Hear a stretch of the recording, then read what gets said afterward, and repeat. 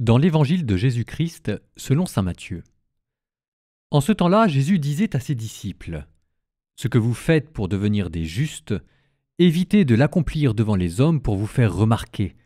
Sinon, il n'y a pas de récompense pour vous auprès de votre Père qui est aux cieux. Ainsi, quand tu fais l'aumône, ne fais pas sonner la trompette devant toi, comme les hypocrites qui se donnent en spectacle dans les synagogues et dans les rues pour obtenir la gloire qui vient des hommes. Amen, je vous le déclare, ceux-là ont reçu leur récompense. Mais toi, quand tu fais l'aumône, que ta main gauche ignore ce que fait ta main droite, afin que ton aumône reste dans le secret. Ton Père, qui voit dans le secret, te le rendra. Et quand vous priez, ne soyez pas comme les hypocrites qui aiment à se tenir debout dans les synagogues et au carrefour pour bien montrer aux hommes quand ils prient. Amen, je vous le déclare, ceux-là ont reçu leur récompense. Mais toi, quand tu pries, retire-toi dans ta pièce la plus retirée, ferme la porte et prie ton Père qui est présent dans le secret. Ton Père, qui voit dans le secret, te le rendra.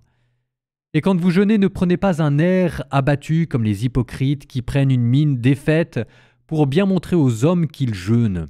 Amen, je vous le déclare, ceux-là ont reçu leur récompense.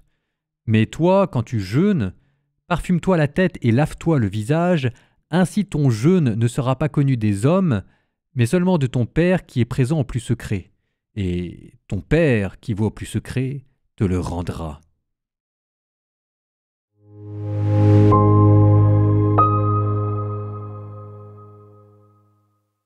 Les 3 piliers du carême, le jeûne, l'aumône et la prière. Il y a quelque chose de toujours rafraîchissant et dépaysant de revenir aux sources et aux textes. Quelle est l'atmosphère qui entoure ces 3 exercices que sont le jeûne, l'aumône et la prière ? Eh bien, l'ambiance qui les entoure est celle du secret. Il s'agit de ne pas se faire remarquer, ou plutôt de faire ses efforts, mais sans être pris la main dans le sac, si je puis dire, par les hommes, mais de le faire dans la discrétion comme une sorte de cache-cache.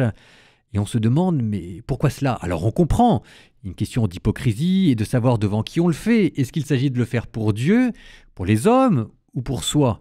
Je suppose qu'on est des êtres humains et qu'on le fait pour Dieu et pour les hommes et pour nous-mêmes, tout cela en même temps, même si Dieu nous dit « Attention, le but, c'est d'entourer tout cela de secret. » Et derrière ce secret, la pièce la plus secrète, vous pouvez voir une notion que l'on oublie souvent en Dieu. Dieu qui est un mystère. Si vous regardez dans le texte, le premier but du jeûne, de l'aumône et de la prière, ce n'est même pas de faire des efforts, à la limite, ça vous le saviez, ce n'est même pas d'aimer Dieu, son prochain ou soi-même, et là, je suis en train de vous étonner. Le premier but, c'est de cultiver le mystère.